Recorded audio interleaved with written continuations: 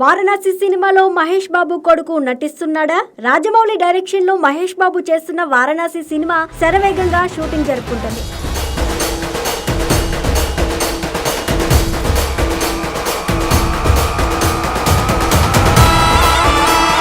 మహేష్ బాబుతో పాటు తన కొడుకు అయిన గౌతమ్ కృష్ణ కూడా ఇందులో నటించబోతున్నాడనే వార్తలైతే వస్తున్నాయి. రాజమౌళి ఏరికోరి మరి గౌతమ్ ని ఒక ప్రత్యేకమైన పాత్రలో తీసుకున్నారట. ఇంతకీ ఆ పాత్ర ఏంటి అనే విషయాన్ని అఫీషియల్ గా అనౌన్స్ చేయనప్పటికీ ఈ సినిమాతోనే ఆ క్యారెక్టర్ ఏంటనేది థియేటర్ లోనే రివీల్ చేయాలని చూస్తున్నారట.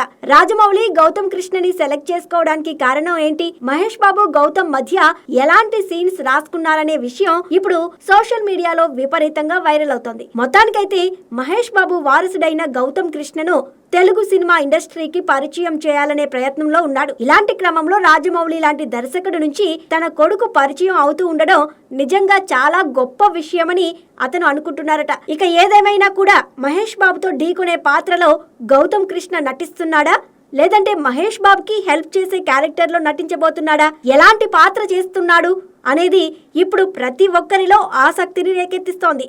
అయితే ఈ సినిమా వచ్చే ఏడాది ఏప్రిల్ 7వ తేదీన ప్రేక్షకుల ముందుకు రాబోతోంది. కాబట్టి ఈ సస్పెన్స్ కి తెరదించాలి అంటే అప్పటి వరకు వెయిట్ చేయాల్సిందే.